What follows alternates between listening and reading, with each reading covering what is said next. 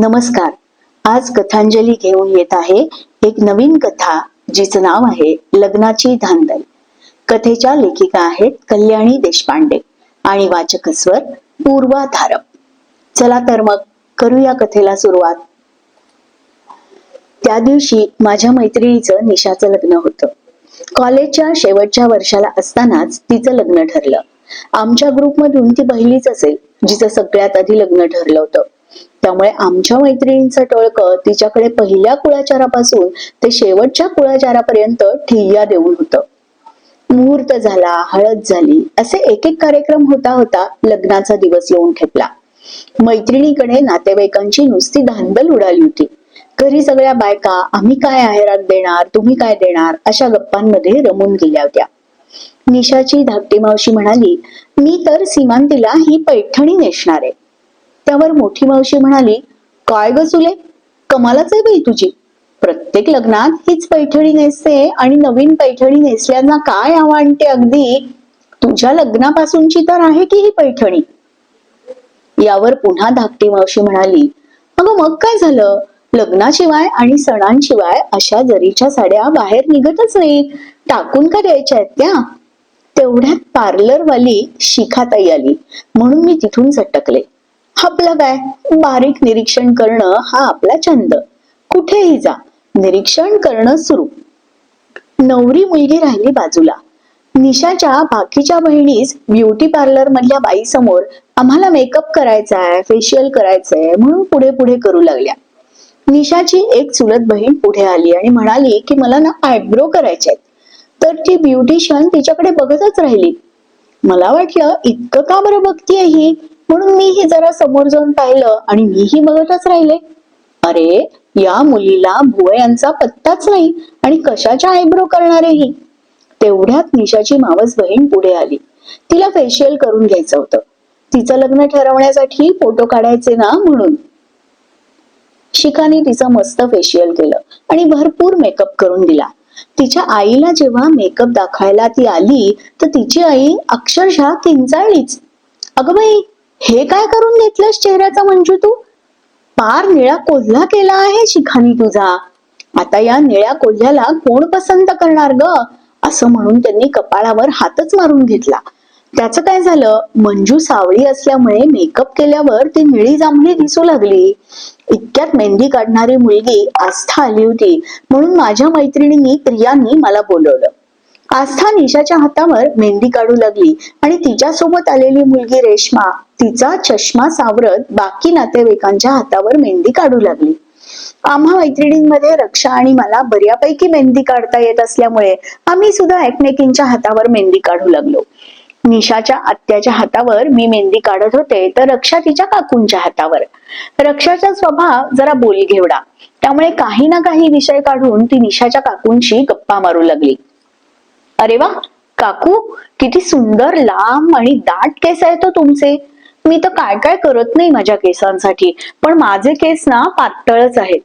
तुम्ही काय करता केसांसाठी, रक्षाने विचारलं. छे ग, काही नाही, गॉड गिफ्ट आहे ती. मी आठवड्यातून 2दा बिअर शॅम्पूनी केस धुते आणि केस धुण्याआधी ऑइल मसाज करते, बस, बाकी काही नाही. असं म्हणून निशाच्या काकूंनी त्यांच्या वेळीचा शेपटा एका हाताने खांद्यावरून पाठीवर मोठ्या दिमाखात टाकला आणि ते करत असताना त्याचा फटकारा त्यांच्याच बाजूला बसलेल्या निशाच्या आत्याच्या तोंडावर बसला. तसे त्या वेणीचे केस आत्याच्या नाकाला वाकूला दाखवून गेल्यामुळे फटकन त्या शिंकल्या आणि चुकून त्यांनी मेहंदी लावलेलाच हात तोंडावर ठेवला. अरे देवा, आत्या हे काय केलं, मेहंदीचाच हात ठेवला तुम्ही तोंडावर. आता तोंड लाल होणार, कारण ही इन्स्टंट रंगणारी मेहंदी आहे, मी म्हंटल. अगं बाई, माझंच चुकलं, या वंदूजवळ उगीच बसले. जिथे तिथे मेला आपल्या केसांचं कौतुक करत असते. काही गरज होती का वेणी पाठीवर फेकायची, केवढाने फटका बसला मला, आणि आता तोंड लाल होईल ते वेगळंच, आत्या राग्याने म्हणाल्या. त्यावर सॉरी हवंच, माझं लक्षच नव्हतं, असं निशाच्या काकू जीभ चावून आत्यांना म्हणाल्या आणि रक्षाकडे बघून त्यांनी मोठी जीभ काढून डोळे मिचकावले. आत्या तर उठून गेल्या, काकू मात्र नेटाने दुसऱ्याही हातावर मेहंदी काढून घेत बसून राहिल्या. ए, मला ना ह्या हातावर यांचं नाव काढून दे बरं का. काकू जरा लाजतच म्हणाल्या. साहजिकच होतं म्हणा. निशाची काकू तिच्यापेक्षा 2च वर्षांनी मोठी होती. लग्नाला जेमतेम 2 वर्ष झाली होती. हो हो, काढते ना, मस्त बदाम काढते आणि त्यात काढते तुमच्या ह्यांचं नाव. रक्षा हसत हसत म्हणाली. रक्षाने मस्त बदाम काढला आणि त्यात निशाच्या काकांचं नाव काढणार एवढ्यात पाहुण्यांपैकी 2 लहान मुलं खेळत खेळत तिथं आली आणि खेळताना त्या मुलांचा तिच्या हाताला जोरात धक्का बसला आणि उदय नाव काढण्याऐवजी ते उंदर होऊन गेलं. काकूंनी डोक्यावर हातच मारून घेतला. अगं हे काय होऊन बसलं बाई, हे रागावतील ना आता मला, निशाच्या काकू म्हणाल्या. पलीकडून मनात राग धरून ठेवलेल्या वंस म्हणजेच निशाची आत्या उजव्या हाताची तर्जनी नाचवून असंच पाहिजे असंच पाहिजे अशा अर्थाची खूण करू लागल्या. निशाच्या हातापायांवर आस्थानं छान मेहंदी काढली आणि अशा प्रकारे एकंदरीत मेहंदी लावण्याचा प्रोग्राम आटोपला. निशाचे फेशियल मेकअप वगैरे पण छान आटोपलं. रात्री सगळ्या घरातल्या पाहुणे मंडळींच्या जेवणाच्या पंक्ती बसल्या. घरातली मुलं मुली बायका वाढू लागल्या. आम्ही पण थोडी मदत केली. सगळे जेवायला बसले. निशाचे धाकटे काका एक घास तोंडात टाकताच शी, अरे काय वाढलंय हे असं म्हणून ताटातल्या चटणीकडे बोट दाखवू लागले. तो आवाज ऐकून त्यांची बायको म्हणजेच निशाची धाकटी काकू आली. काय झालं काय झालं. अरे काय झालं नंतर काय, आधी तुझ्या साडीचा पसारा आवर. सगळ्यांच्या ताटातले पदार्थ चाखून बसलाय तुझ्या साडीचा फॉल, तो बघ आधी. निशाची मोठी काकू धाकट्या काकूचा हात खसकन ओढत म्हणाली. हे ऐकून निशाच्या धाकट्या काकूंना एवढा राग आला की त्यांना काही शब्दच सुचेनात. पंक्तीतल्या सगळ्यांचे हात तोंडापर्यंत आले आणि तिथेच कोणीतरी त्यांना स्टॅच्यू म्हटल्यासारखं स्तब्ध झाले. झालं असं होतं की निशाच्या चुलत भावंडांपैकी कुणीतरी पंक्तीत वाढायला हिरव्या चटणीच्या जागी भिजवलेल्या मेहंदीची वाटी नेली होती आणि हा असा पचका झाला होता. आता मात्र जो तो एकमेकांकडे बोट दाखवत होता. त्यामुळे हा एक्स्ट्रा आगाऊपणा कोणी केला हे कळलंच नाही. सगळ्यांनी एक एक पदार्थांची सावधपणे चव घेऊन एकदाच जेवण संपवलं. रात्री सगळ्या लहान मुली मेहंदीचे हात बाजूला ठेवून झोपून गेल्या. लग्नाआधीचा कुळाचार यथासांग पार पडला. सगळे वराडी सीमांत पूजनासाठी कार्यालयात जायला निघाले. वराडी मंडळींना कार्यालयात पोहोचवण्यासाठी एका मिनी बसची व्यवस्था करण्यात आली होती. पहिल्या फेरीत निशाचे मोठे काका, धाकटे काका, आत्या आणि त्यांची कुटुंब कार्यालयात रवाना झाली. दुसऱ्या फेरीत निशाचे मोठे मामा, धाकटे मामा, मोठी मावशी, धाकटी मावशी आणि त्यांची कुटुंब असे रवाना होणार होते. गाडीत बसल्यावर निशाची मोठी मावशी त्यांच्या बॅगा मोजत म्हणाली, अगं बाई, एक बॅग घरातच राहिली वाटतं. का हो, तुमच्याकडे आहे का मेहंदी कलरची बॅग? ती बॅग हो, आपण राजू 2 वर्षाचा होता तेव्हा महाबळेश्वरला गेलो होतो ना, तेव्हा घेतलेली बॅग.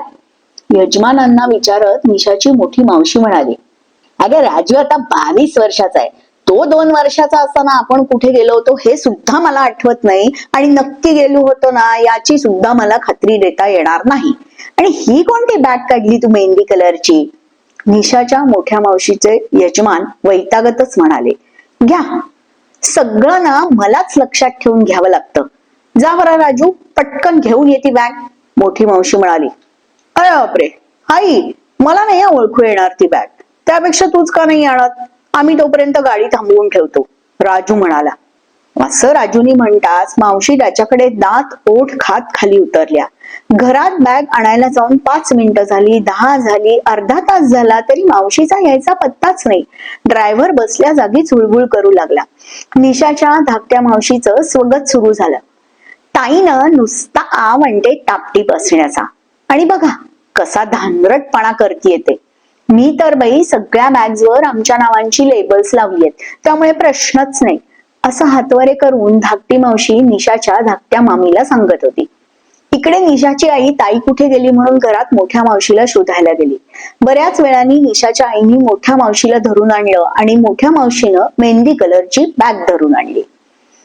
अखेर सापडली तुम्हाला जगप्रसिद्ध Mahabaleshwar fame mehndi colour bag, मोठ्या मावशीचे यजमान त्यांना म्हणाले.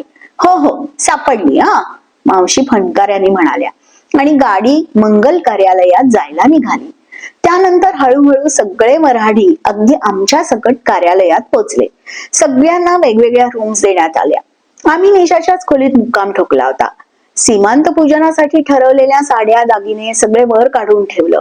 मेकअप करून देणारी शिखा आमच्या सोबतच आली होती. निशा तयार होऊन लग्न मंडपात चौरंगावर जाऊन बसली, पण बसण्याआधी चौरंगावर आधी कोणता पाय ठेवायचा यावर तिचं कन्फ्युजन झालं आणि तिने उगीच चूक नको व्हायला म्हणून दोन्ही पायांनी चौरंगावर उडीच मारली.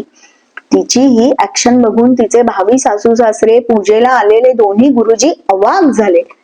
थोडस भीतच गुरुजींनी पूजेचा विधी सांगितला आणि तिचे सासू सासरे सुद्धा थोडं सावध राहूनच ते विधी पार पडू लागले.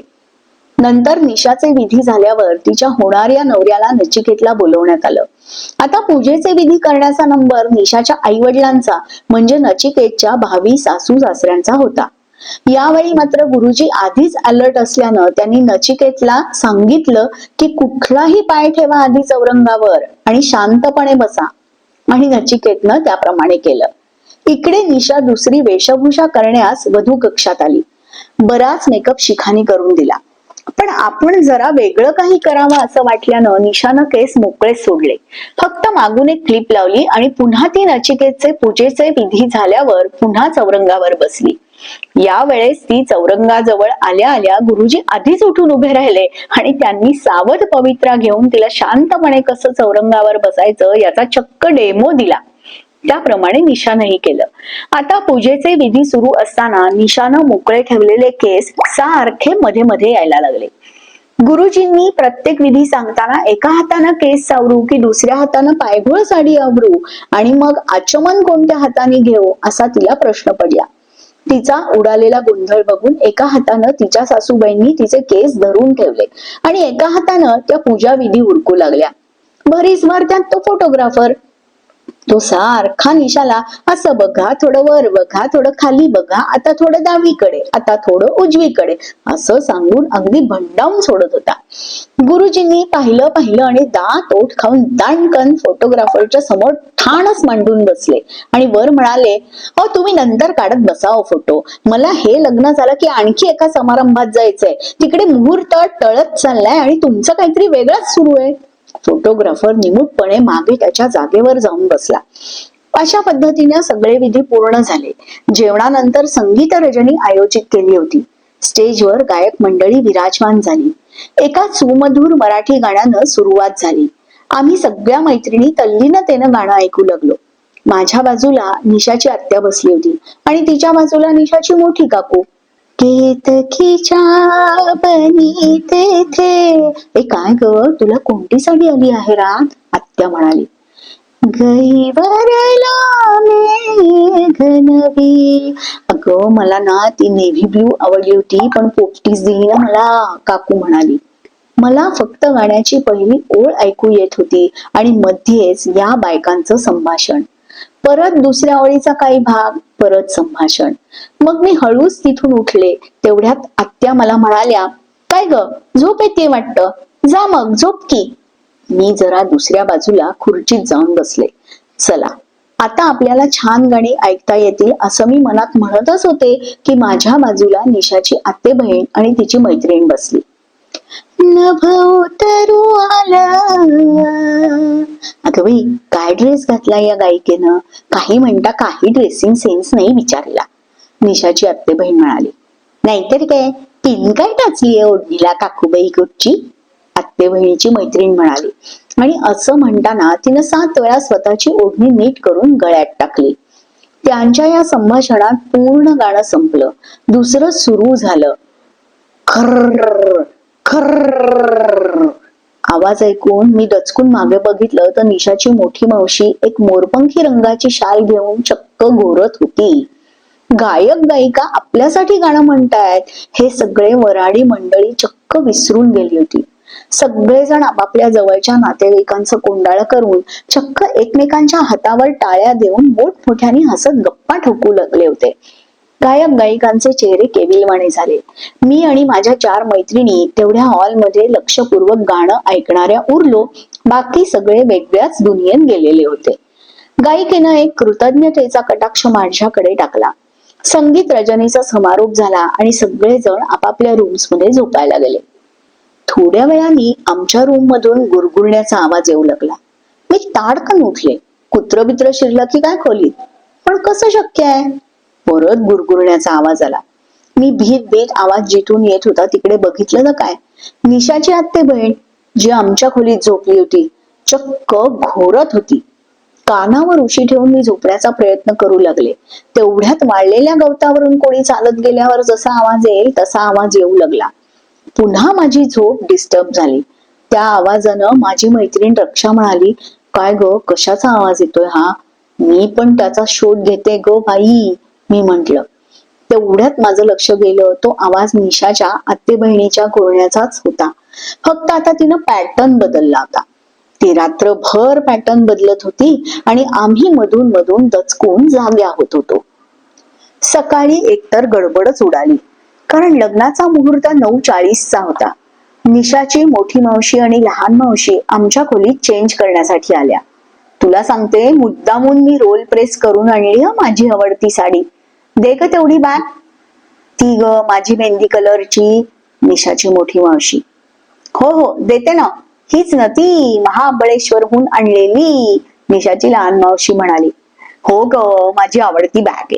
निशाच्या मोठ्या मावशीनी बॅगची चेन उघडली आणि ह्या साडीवरचं जरी काम जर तू बघशील ना तर डोळे दिप्पून जातील तुझे, असं म्हणून त्यांनी बॅग मधून जे कपडे काढले ते बघून आमच्या सगळ्यांचेच डोळे दिपले. कारण मावशींच्या हातात गंजी फ्रॉक, बरमुडा, झब्बा आणि पायजमा असे सगळे कपडे आले होते. खरंच ताई, तुझे कपडे बघून माझेच काय या मुलींचे सुद्धा डोळे दिपले की ग. काय ग मुलींनो, निशाची धाकटी मावशी म्हणाली. अगं गधडे, हे कपडे माझे कसे असतील? नक्कीच माझ्या बॅगची अदलाबदल झालेली दिसतीये, मोठी मावशी म्हणाली. तिकडे पुरुषांच्या वस्त्रांतर करण्याच्या खोलीतून एकच हलकल्लोळ माजला. निशाच्या आत्याच्या यजमानांनी जेव्हा कपडे बदलायला बॅग उघडली तेव्हा त्यातून सगळे स्त्रियांचे कपडे निघाले. ते बघून ते अक्षरशः थरथरू लागले. त्यांना थरथरताना बघून निशाच्या काकांनी निशाच्या आत्याला बोलवलं. निशाच्या आत्यानी लगेच ओळखलं की ती बॅग कोणाची आहे आणि लगोलग निशाच्या मोठ्या मावशीला शोधत त्या आमच्या खोलीत आल्या. खुश, काय ग बाई, कुठे कुठे शोधलं तुला? घे बाई तुझी बॅग आणि दे माझ्या नवऱ्याची बॅग एकदा त्यांना. त्यांची बॅग दाखवते त्यांच्याशिवाय ना त्यांचं थरथरणं बंदच होणार नाही, असं म्हणून आत्या त्यांची बॅग घेऊन निघून गेल्या. तुम्ही तयार व्हा मावशी, तोपर्यंत आम्ही निशाच्या खोलीत जातो, असं म्हणून आम्ही तिथून सटकलो. शिखा निशाचा मेकअप करत होती. तिनंच तिला साडी वगैरे व्यवस्थित नेसवून दिली होती. चला चला आटपा लवकर, मुहूर्ताची वेळ जवळ येतेय, निशाची आई घाईघाईने सांगत आली. हो आई, पुढे तू, आम्ही येतोच होत, निशा म्हणाली. निशा, आम्ही चहा घ्यायला जातोय, तुला आणि शिखाला पण हवा का, मी विचारलं. हो हो आण ना प्लीज, 2 कप आण ना, निशा म्हणाली. आम्ही चहाच्या स्टॉलवर गेलो. आमचा चहा आम्ही घेतला आणि 2 कप चहा घेऊन आम्ही निशाच्या खोलीत येऊन बघतो तर काय, निशाचे मामा खोलीला कुलूप लावत होते. मामा, निशा आणि शिखा कुठे आहेत, मी विचारलं. अगं खाली हॉलमध्ये गेल्या असतील, आत कोणीच नव्हतं, म्हणून म्हणलं सगळ्या खोल्यांना लॉक लावून मग जाऊया. इथे सामान आहे बरंच, सुरक्षेच्या दृष्टीनं कुलूप लावलेलं बरं, मामा म्हणाले. खाली जाऊ मग आपण सुद्धा, रक्षा म्हणाली. आम्ही खाली गेलो. खाली निशा किंवा शिखा आम्हाला दिसल्याच नाहीत. आम्ही विचारच करत होतो की तेवढ्यात गुरुजींनी वधूवराला स्टेजवर यायचं आमंत्रण दिलं.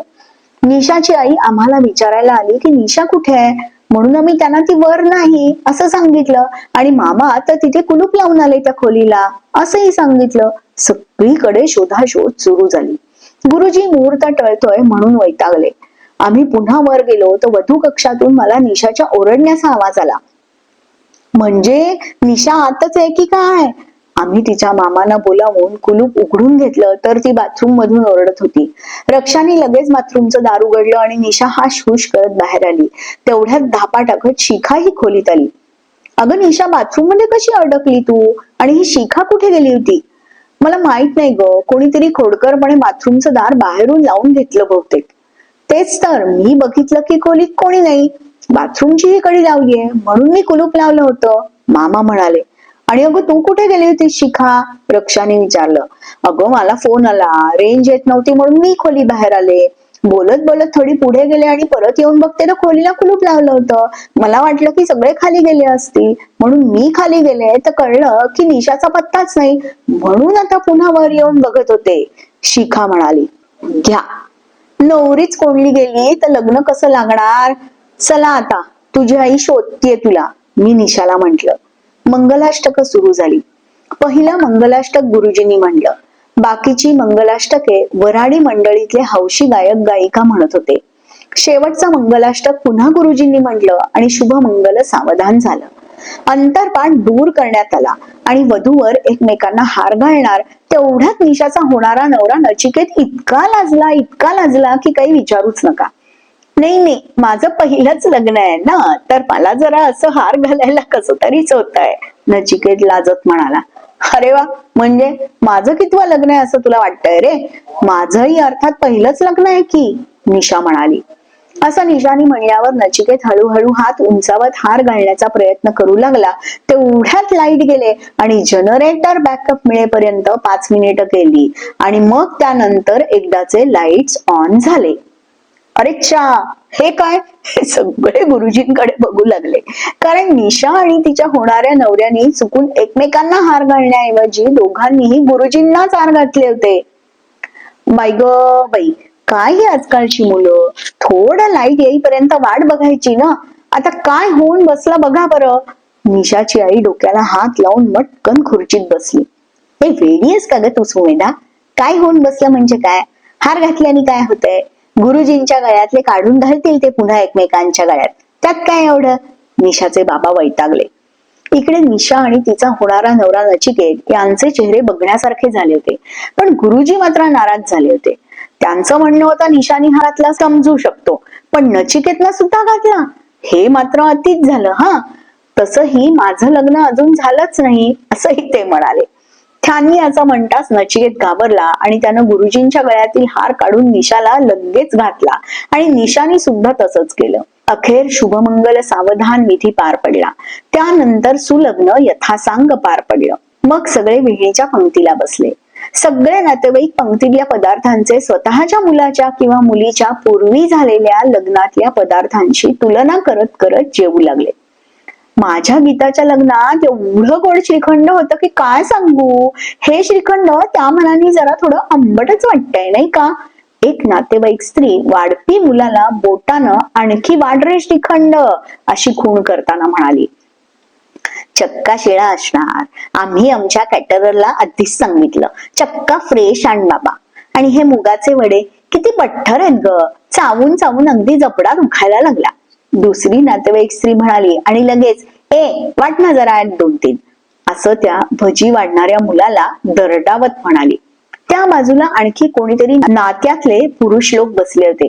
त्यातील एक जण दुसऱ्याला म्हणाला, मी म्हणलं होतं की नाही काल तुम्हाला, काल पुरी भाजी होती रात्री, म्हणजे सकाळी नाश्त्याला नक्की बटाटे वडे असणारच. आणि बघा होते की नाही. अहो, सुकी बटाट्याची रात्रीची भाजी उरली असेल म्हणून बटाटे वडे केले, दुसरं काय? त्यावर दुसरा म्हणाला, पण तसं शिळ काही वाटत नव्हतं, चव फार छान झाली होती आणि मी बघितलं तुम्ही 2दा-3दा स्टॉलवर जाऊन डिश भरभरून बटाटे वडे आणले होते. हो ते आहे म्हणा, कारण तशी चव चांगली होती ना, पहिले म्हणाले. नंतर सगळ्यांनी आग्रह केल्याने नचिकेतनी उखाणा घेतला. बरणीत बरणी, बरणीत बरणी. तेवढ्या नात्यातली एक स्त्री म्हणाली, बाई ग, किती बरण्या आहेत कोणास ठाऊक, लवकर नाव घे म्हणा. त्यावर दुसरी म्हणाली, जरा हळू बोल ना आणि ऐकून तर घे कोणता उखाणा घेतोय ते. Back to Nachiket. बरणीत बरणी, बरणीत बरणी, बरणीत होते काजू, निशाचे नाव घेताना मी कशाला लाजू. असं म्हणून तो चक्क लाजला. त्यानंतर निशाने उखाणा घेतला. नीरस माझ्या आयुष्यात गवसले मला आशेचे सूर, नीरस माझ्या आयुष्यात गवसले मला आशेचे सूर, नचिकेतच माझा घडवणार मला फॉरेनची टूर. असं निशाने म्हणताच फॉरेन टूरच्या बजेटच्या अंदाजानं नचिकेतच्या घशात घासच अडकला आणि तिकडे निशाची आई डोळे मोठे करून निशाच्या बाबांजवळ म्हणू लागली, काय कमी केलं आपण ह्या पोरीला, आणि 4 चौघांसमोर बघा कशी म्हणते नीरस आयुष्य म्हणून. अशा तऱ्हेने वेणींची पंगत पार पडली. पंक्तीत वर वधूचे उखाणे घेऊन झाले, घास भरवणं झालं, नंतरचे सगळे धार्मिक विधीही झाले. सरते शेवटी पाठवणीची वेळ आली. सगळेजण निशा कधी रडते याची वाट बघू लागले. पण निशा मस्त हसत खेळत टाळ्या देत गप्पा मारत होती. शेवटी तिच्या मामानी सगळ्यांना समजावलं, जाऊ द्या, तिचं सासर 10 मिनिटांच्या अंतरावर आहे, त्यामुळे तिला इमोशनल ऍज वाटत नसेल. त्यामुळे सगळ्यांनी न रडता तिची पाठवणी केली. त्यानंतर तिची मांडव परतणी झाल्यावर आम्ही आपापल्या घरी निघूनही आलो. अशा तऱ्हेने एका लग्नाची धांदल अखेर आटोपली. ही कथा इथे संपली आहे. कथा आवडल्यास लाईक, कमेंट आणि चॅनलला सबस्क्राईब करायला विसरू नका. धन्यवाद.